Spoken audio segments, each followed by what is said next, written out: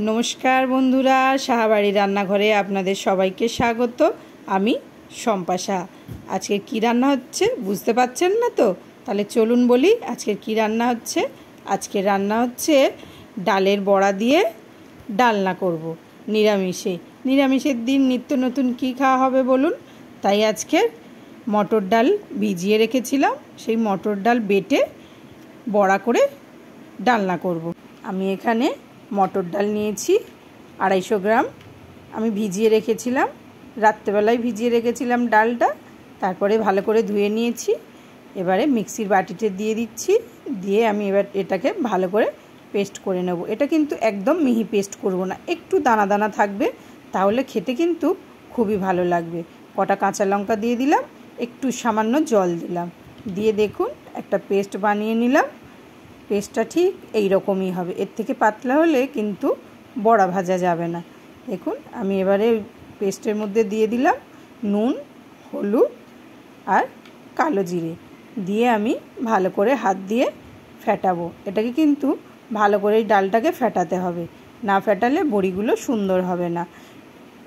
বড়াটা ডালনা ছাড়াও কিন্তু আপনারা ডালের সাথে খেতে পারেন, খুবই ভালো লাগে খেতে।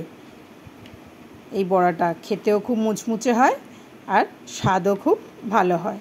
এদিকে আমি গ্যাসের মধ্যে একটা কড়াই বসিয়েছি, তার মধ্যে তেল দিয়ে দিলাম। তেলটা কিন্তু আমি সাদা তেল দিলাম।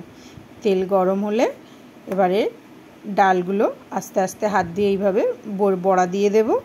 দেখছেন যেভাবে বড়া দিচ্ছি ঠিক এইভাবে বড়াগুলো দেবেন, তাহলে সুন্দর হবে। তারপরে যখনই দেখবেন ও পিঠটা লাল লাল হয়ে গেছে তখনই উল্টে দেবেন বড়াগুলো এক এক করে। আস্তে আস্তে বড়াগুলো উল্টাবেন, না তো ভেঙে যাবে। বড়াগুলো কিন্তু হাত দিয়ে এইভাবে সুন্দর করে বসিয়ে দিতে হবে তেলের মধ্যে। দেখবেন যেন তেলটা হাতে না লাগে, তেলটা গরম থাকে তো, তাই সাবধানে বড়াগুলো করে নেবেন। দেখুন লাল লাল হয়ে গেছে। আমি যেহেতু ঝোলের মধ্যে দেব ওই জন্য আমি একটু লাল লাল করে বেশি ভেজে নিলাম। আপনারা ডালের সাথে খেলে বেশি যদি লাল না ভাজতে চান তাও করতে পারেন। দেখেন ভাজা হয়ে গেছে, আমি তুলে ফেললাম। আবার সেই সেমভাবে আমি ডালের বড়াগুলো দিয়ে দেব। এইভাবে ডালের বড়া বসিয়ে দেব তেলের মধ্যে, দিয়ে আবার ভালো করে উল্টে ভেজে নেব। দেখুন এখানে আমার সবগুলো বড়া ভাজা হয়ে গেছে। তারপর ওই তেলের মধ্যে আলু দিলাম। আলু আমি এখানে 3টে বড় সাইজের আলু নিয়েছি, নিয়ে এরকম চৌকো করে করে কেটে নিয়েছি। নিয়ে ওর মধ্যে হলুদ দিলাম, নুন দিলাম, দিয়ে ভালো করে লাল লাল করে ভেজে নেব।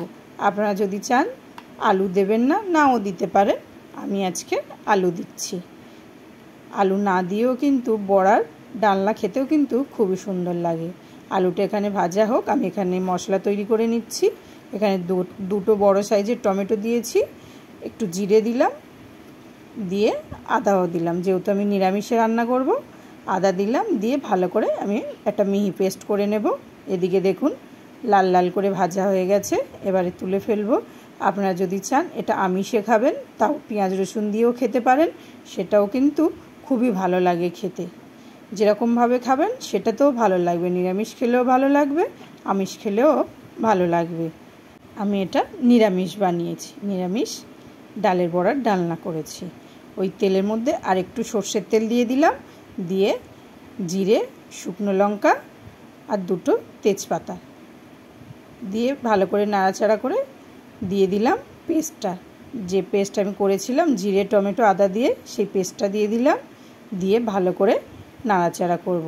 পেস্টটা নাড়বো যতক্ষণ টমেটোর কাঁচা গন্ধটা না চলে যায়, ততক্ষণ নাড়বো। নেড়ে তারপরে দেখুন আমি দিয়ে দিলাম হলুদ গুঁড়ো, লঙ্কা গুঁড়ো আর নুন দিলাম। দিয়ে আমি মিক্সির বাটিটা ধুয়ে একটু জলও দিয়ে দিলাম, যাতে মশলাটা না পুড়ে যায়। আর গ্যাসের আঁচটা একটু মিডিয়াম মতো রাখবেন, বেশি হাই করে দিলে কিন্তু মশলাগুলো পুড়ে যাবে, ঝোলটা তেতো হয়ে যাবে। তারপরে দেখুন আমি কষিয়ে নিয়ে চিনি দিয়ে দিলাম, 2 চামচ চিনি দিলাম। খুব বড় চামচ না, মিডিয়াম সাইজের চামচে চিনিটা দিয়ে দিয়েছি। দিয়ে আরও কিছুক্ষণ কষিয়ে নেব। কষিয়ে নিয়ে ভাজা আলুটা দিয়ে দেবো। ভাজা আলুটা দিয়েছি, ভাজা আলুটা দিয়ে ভালো করে আরও কিছুক্ষণ কষাবো। যত মশলা কষাবেন তত কিন্তু খেতে টেস্ট হয় বেশি ঝোলে। তাই আমি কষিয়ে নিয়ে এবারে আমি জল ঢেলে দেব। জলটা একটু পরিমাণে বেশি দেব, এই কারণে বড়া কিন্তু ঝোলের মধ্যে দিলে একদম ঝোলটা টেনে নেয়, ওই জন্য আমি ঝোলটা একটু বেশিই দেব। দেখুন দিয়ে দিয়েছি, দিয়ে এবারে ঢাকা দিয়ে দেব। তারপর দেখুন ঢাকনাটা খুলে নিয়েছি, ঝোলটা ভালোভাবে ফুটে গেছে। এবারে দেখব আলুটা সেদ্ধ হয়েছে কিনা। একটু বেশি ঝোলের মধ্যেই কিন্তু আমি বড়াগুলো দিয়ে দেব। ওই যে আগে বলেছিলাম যে ঝোলটা টেনে নেবে বড়াগুলো, তাই আমি একটু বেশি ঝোল থাকাতেই বড়াগুলো দিয়ে দেব। দিয়ে খুব বেশিক্ষণ ফোটাবো না, বড়া দিয়ে 4 থেকে 5 মিনিটের মতো ফুটিয়ে নেব। নিয়ে তারপরে নামিয়ে ফেলবো ঘি গরম মশলা দিয়ে। দেখুন আরও একটু কিছুক্ষণ ফোটাবো। এই যে ফোটানো হয়ে গেছে, ঝোলটাও একটু কমে এসছে, বড়াটাও একটু নরম হয়েছে। এবারে আমি গরম মশলা আর ঘি দিয়ে দেব। এটা কিন্তু যখনই ঠান্ডা হয়ে যাবে ঝোলটা আরও কিন্তু টেনে যাবে, তাই দেখবেন আপনারা যেমন ঝোল খান সেই রকম পরিমাণে একটু ঝোলটা একটু বেশি রেখে তারপরে গ্যাসটা অফ করবেন, তাহলে একটু একটু ঝোল থাকবে, তবে খেতে কিন্তু ভালো লাগবে। আমি ঘি গরম মশলা দিয়ে দিলাম, দিয়ে নামিয়ে ফেললাম। হয়ে গেছে আমার ডালের বড়ার ডালনা। এটা কিন্তু নিরামিষ দিনে খেতে খুবই ভালো লাগে।